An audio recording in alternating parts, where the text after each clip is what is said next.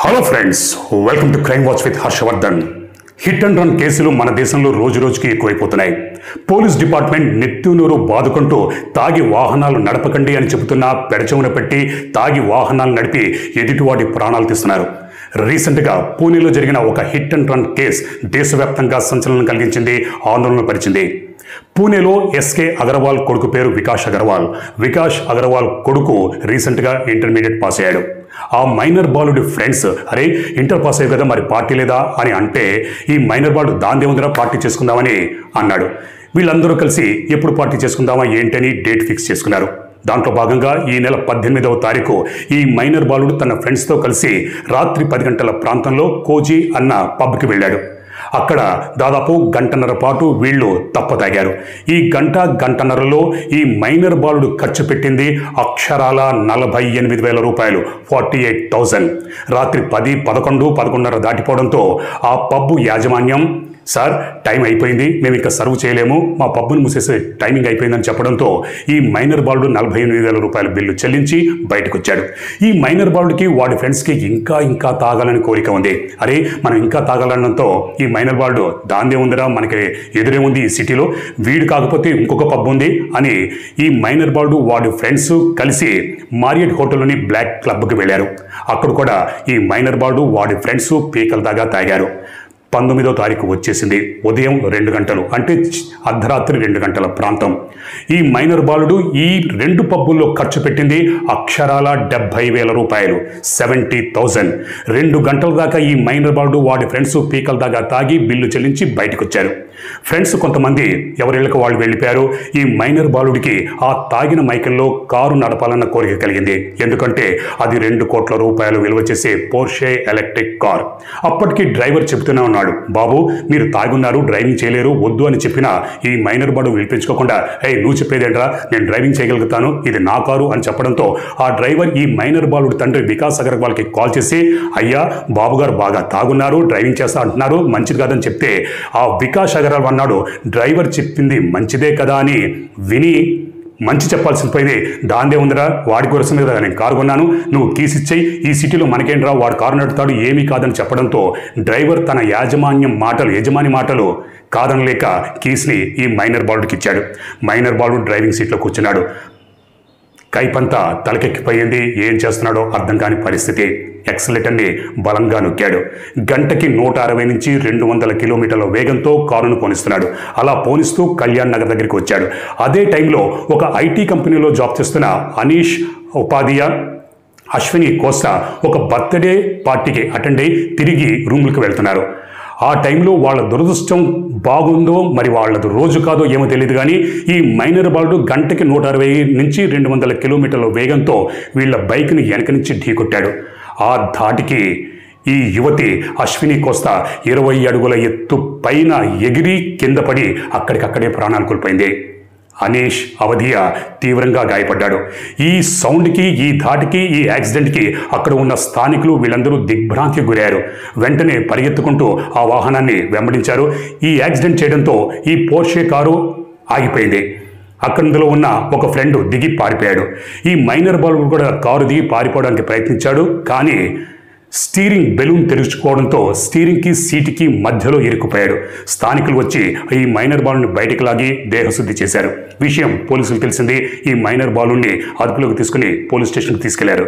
ఇక్కడ అనీష్ అవధియా చావు బతుకుల మధ్య కొట్టుమిట్టాడుతున్నాడు. తీవ్రంగా రక్తస్రావమైంది. వెంటనే హుటాహుటిన దగ్గరలో ఉన్న హాస్పిటల్కి తరలించారు, కానీ అప్పటికే దురదృష్టవశాత్తు అనీష్ అవధియా చనిపోయాడు. ఎప్పుడైతే ఈ మైనర్ బాలుని పోలీస్ స్టేషన్కి తీసుకొచ్చారో ఇక అక్కడి నుంచి ఒక సినిమా లాంటి కథ మొదలైంది. పోలీసులకి ముందర ఈ మైనర్ బాలుడు సినిమాటిక్లో నేనెవడో తెలుసా, నా బాబు ఎవడో తెలుసా, నా తాత ఎవడో తెలుసా అని తన బాబు పేరు వికాస్ అగర్వాల్, తన తాత పేరు ఎస్కే అగర్వాల్ అని చెప్పడంతో పోలీసులు ఒక్కసారిగా ఉలికిపడ్డారు. ఎందుకంటే ఎస్కే అగర్వాల్, వికాస్ అగర్వాల్ ఆ పూణే నగరంలో పేరు మోసిన రియల్టర్, రాజకీయంగా, ఆర్థికంగా, సామాజికంగా అత్యంత పలుకుబడిన వ్యక్తులు. దాంతో పోలీసులు ఈ మైనర్ బాలుడికి రాచమర్యాదలు చేశారు. బాబు బర్గర్ తింటావా, బాబు పిజ్జా తింటావా, బాబు బిర్యానీ తింటావా అని అవన్నీ తెప్పించారు, రాజమర్యాదలు చేశారు. ఎప్పుడైతే యాక్సిడెంట్ చేసిన సంగతి ఈ మైనర్ బాలుడి తండ్రి వికాస్ అగర్వాల్కి తెలిసిందో అక్కడి నుంచి అత్యంత వేగంగా పావులు కదిపాడు. రాజకీయ నాయకుల చేత పోలీసుల మీద ఒత్తిడి తెప్పించాడు. ఈ పోలీసులు ఆ మైనర్ బాలుని అదే పోలీస్ స్టేషన్లో దాదాపు 10 నుంచి 15 గంటల పాటు ఉంచుకొని ఆ తర్వాత హాస్పిటల్కి తీసుకెళ్లి వైద్య పరీక్షలు నిర్వహించారు. దాంతో ఈ బాలుడు అసలు మందే తాగలేదన్న రిపోర్ట్ వచ్చింది. ఎందుకంటే తాగిన వెంటనే పరీక్షలు చేస్తే అప్పుడు రిజల్ట్ పాజిటివ్ వచ్చేది. కానీ 10-15 గంటల తర్వాత వైద్య పరీక్షలు చేస్తే దానివల్ల ఉపయోగం ఉంది. వైద్య పరీక్షలు చేయించిన తర్వాత పోలీసులు అప్పుడు మెజిస్ట్రేట్ దగ్గరికి తీసుకెళ్లారు. మరి పోలీసు ఇచ్చిన రిపోర్టు వల్ల మెజిస్ట్రేట్ ఆ రిపోర్టు చూసో లేకపోతే ఆల్రెడీ జడ్జి మీద ఏమన్నా ఒత్తిడి వచ్చిందో తెలియదు. కానీ ఆ జడ్జి ఈ మైనర్ బాలుని 300 పదాలతో ఈ ట్రాఫిక్ రూల్స్కి సంబంధించిన వ్యాసం ఒకటి రాయి, అలాగే 15 గంటల పాటు ట్రాఫిక్ పోలీసులతో నువ్వు విధులు నిర్వహించు, ట్రాఫిక్ రూల్స్ తెలుసుకొని ఆ మైనర్ బాలుడికి బెయిల్ మంజూరు చేశాడు. కానీ ఎప్పుడైతే ఈ రోడ్డు యాక్సిడెంట్ వైరల్ అయిందో, దానికి సంబంధించిన వీడియోలు ఎప్పుడైతే సోషల్ మీడియాలో వచ్చాయో స్థానికులు, నెటిజన్లు వీళ్ళందరూ కోపంతో రగిలిపోయారు. ఒక మైనర్ బాలుడు అయ్యుండి 2 ప్రాణాలు తీస్తే ఆ మైనర్ బాలుడికి కొన్ని గంటల్లోనే బెయిల్ ఇచ్చేస్తారా? పైగా 300 పదాలతో ఒక వ్యాసం రాయమంటారా? 15 గంటల పాటు విధులు నిర్వహించని తీర్పు చెప్తారా? బెయిల్ ఇస్తారా అని అందరూ నిరసన వ్యక్తం చేయడంతో అప్పుడు పోలీసు యంత్రాంగం వీటన్నిటికీ తలొగ్గి ఆ బాలుడి బెయిల్ని రద్దు చేసింది. పైగా కాంగ్రెస్ పార్టీ అధ్యక్షుడు రాజీ తీవ్రంగా స్పందించి మహారాష్ట్ర ప్రభుత్వాన్ని నిలదీశాడు. మీరు వెంటనే కఠినమైన చర్యలు తీసుకోమని చెప్పడంతో మహారాష్ట్ర ముఖ్యమంత్రి, హోంమంత్రి వీళ్ళందరూ కూడా రంగంలోకి దిగాల్సిన పరిస్థితి ఏర్పడింది. అలాగే ఆ మైనర్ బాలుడికి డ్రైవింగ్ లైసెన్స్ లేదు, అలాగే ఆ కారుకి రిజిస్ట్రేషన్ కూడా చేయించలేదు. దీని మీద కూడా పోలీసులు కేసులు నమోదు చేశారు. స్థానికుల ఒత్తిడి, నెటిజన్ల ఒత్తిడి సోషల్ మీడియాలో వైరల్ అవ్వడంతో ప్రతి ఒక్కరూ నిరసనలు, ధర్నాలు, రాస్తారోకోలు చేయడంతో పోలీసు యంత్రాంగం ఈ మైనర్ బాలుడి తండ్రిని కూడా అరెస్ట్ చేశారు. ఎందుకంటే ఒక మైనర్ బాలుడు అయి ఉండి తెలిసి కూడా అతనికి కారు కీస్ ఇచ్చి నడపమని చెప్పినందుకు తండ్రి బాధ్యత వహించాల్సి ఉంటుంది. కాబట్టి తండ్రిని కూడా అరెస్ట్ చేయాలని ఒత్తిడి పెరిగిపోవడంతో అప్పుడు పోలీసులు ఈ మైనర్ బాలుడి తండ్రి వికాస్ అగర్వాల్ను కూడా అరెస్ట్ చేశారు. అరెస్ట్ చేసిన తర్వాత పోలీసులు దానికి బాధ్యులైన 2 పోలీసులు కూడా సస్పెండ్ చేశారు. కానీ రోజులు గడుస్తున్న కొద్దీ ఈ కేసులో ట్విస్టుల మీద ట్విస్టులు జరుగుతూ వస్తున్నాయి. ఎప్పుడైతే తన కొడుకు యాక్సిడెంట్ చేయడంతో ఈ మైనర్ బాలుడి తండ్రి వికాస్ అగర్వాల్ వేగంగా పావులు కదిపాడు. కారు నడుపుతుంది తన కొడుకు కాదు డ్రైవర్ అని డ్రైవర్ని బెదిరించాడు. రే, నువ్వు జీవితంలో చూడనంత డబ్బిస్తాను, అవి తీసుకుని నువ్వే కారు నడుపుతున్నట్టుగా పోలీసుల ముందు వాంగ్మూలం ఇవ్వు. ఒకవేళ తీసుకునంటావా, నా సంగతి తెలుసు కదా, నిన్ను నీ కుటుంబాన్ని ఏం చేస్తానో అనేసరికి డ్రైవర్ పాపం బెదిరిపాడు. తానే డ్రైవింగ్ చేస్తున్నట్టుగా పోలీసుల ముందు వాంగ్మూలం ఇచ్చాడు. కానీ అప్పటికే ఇదంతా వైరల్ కావడంతో సీసీటీవీ ఫుటేజు, ఫోటోలు, వీడియోలు ఇవన్నీ తెలిసిపోవడంతో పోలీసులు వాటినన్నింటినీ పరిగణలోకి తీసుకుని డ్రైవింగ్ చేస్తుంది ఈ మైనర్ బాలుడే అని తెలుసుకొని ఈ డ్రైవర్ కాదని డ్రైవర్ వాంగ్మూలాన్ని తోసిపుచ్చారు, పక్కన పెట్టారు. ఆ తర్వాత నుంచి రోజులు గడుస్తున్న కొద్దీ ట్విస్టుల మీద ట్విస్టులు వస్తున్నాయి. ఎప్పుడైతే యాక్సిడెంట్ జరిగిందో ఈ అనీష్ అవధియా, అశ్విని కోస్టా ఫ్రెండ్స్ కూడా వేరే వెహికల్ మీద ఫాలో అవుతున్నారు. వాళ్ళు కూడా బర్త్డే పార్టీకి వెళ్ళారు. అనీష్ అవధియా ఫ్రెండే ఎఫ్ఐఆర్ రాయించాడు. తానే ప్రత్యక్షంగా చూశాను, తాను చూస్తున్నప్పుడే రోడ్ యాక్సిడెంట్ జరిగింది, వేగంగా వచ్చిన ఈ కారు తన ఫ్రెండ్ వెహికల్ని ఢీకొందని ఎఫ్ఐఆర్లో ఫస్ట్ నమోదు చేయించాడు, చెప్పాడు. కానీ 2-3 రోజులు గడిచేసరికి ఈ ఫ్రెండ్ ప్లేట్ ఫిరాయించాడు. బహుశా ఆ ఫ్రెండ్కి బెదిరింపులు రావచ్చు, లేదా డబ్బాసు చూపొచ్చు. దాంతో ఆ ఫ్రెండ్, నేను చాలా దూరంలో ఉన్నాను, ఆ యాక్సిడెంట్ నేను ప్రత్యక్షంగా చూడలేదు, నేను వచ్చేసరికి యాక్సిడెంట్ జరిగిపోయిందని ఆ ఫ్రెండ్ ఇప్పుడు ప్లేట్ ఫిరాయించాడు. అలాగే యాక్సిడెంట్ జరిగినప్పుడు దాదాపు అక్కడ 60-70 మంది ప్రత్యక్ష సాక్షులు ఉన్నారు. అందులో ఒక ప్రత్యక్ష సాక్షి, నేను చూస్తుండగానే ఈ పోర్షే కారు ఆ వెహికల్ని 2 వీలర్ పర్సన్ని ఢీకొంది, నా ఎదురుగానే యాక్సిడెంట్ జరిగిందని సాక్ష్యం చెప్పాడు. కానీ 2-3 రోజులు గడిచేసరికి ఆ ప్రత్యక్ష సాక్షి ప్లేట్ ఫిరాయించాడు. నేను చూడలేదు, నేను వచ్చేసరికి యాక్సిడెంట్ జరిగిపోయిందని ఇప్పుడు ప్లేట్ ఫిరాయించాడు. బహుశా ఆ ప్రత్యక్ష సాక్షి సామాన్య మధ్యతరగతి మానవుడు, అతన్ని కూడా బెదిరింపులు వచ్చే ఉంటాయి, లేదా డబ్బాస చూపించి ఉండొచ్చు. దాంతో ఇప్పుడు ఈ కేసు కొత్త మలుపులు తిరుగుతున్నాయి.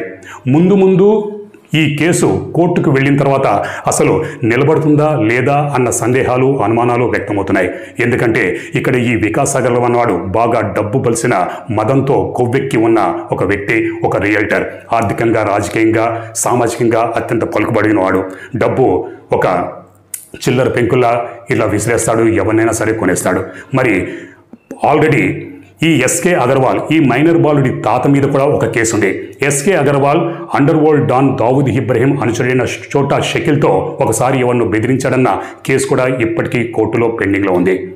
కాబట్టి ఒక రౌడీ షీటర్సు ఒక అత్యంత పలుకుబడిన వారు, వాళ్ళతో ఏం తలపడతాం, వాళ్ళతో ఏం ఢీకొంటాం అన్న భయంతో కావచ్చు, మరొక కారణంతో కావచ్చు, సాక్ష్యం చెప్పడానికి ముందు కోర్టులో ఎవరూ రాకపోవచ్చు.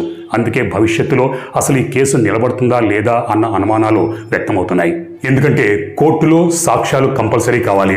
లేకపోతే ఈ మైనర్ బాలుడి తరపున వాదిస్తున్న లాయరు వీటన్నిటిని అలుసుగా తీసుకొని తన క్లయింట్ని తప్పించే అవకాశాలు పుష్కలంగా ఉన్నాయి. ఎక్కడైతే సాక్ష్యం లేదో అక్కడ కేసు వీగిపోతుంది.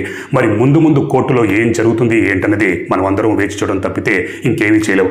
ఎందుకంటే బాగా డబ్బున్న వాడి ముందర ఒక సామాన్య పేదవాడు వాడు బతకలేడు, మనగలేడు. ఇది మనకందరికీ తెలిసిన సత్యమే.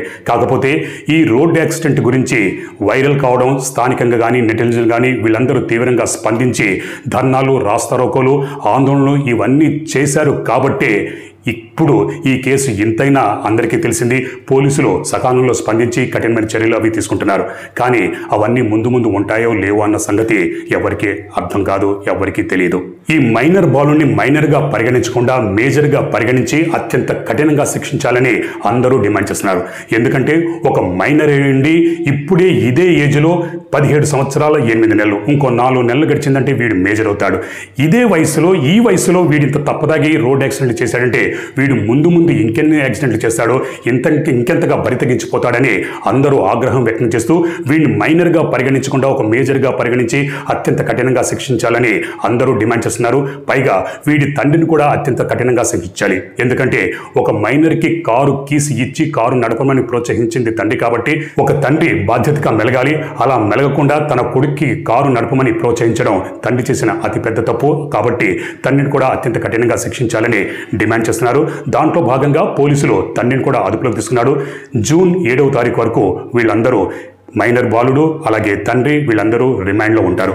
ఆ తర్వాత ఏం జరుగుతుంది ఏంటన్నది చూడాలి. బహుశా మైనర్ కాబట్టి వీడు ఇంత రోడ్ యాక్సిడెంట్ చేసి 2 ప్రాణాలు బలికొన్నా కూడా దాదాపు మ్యాక్సిమం 3 ఏళ్ల శిక్ష పడుతుంది.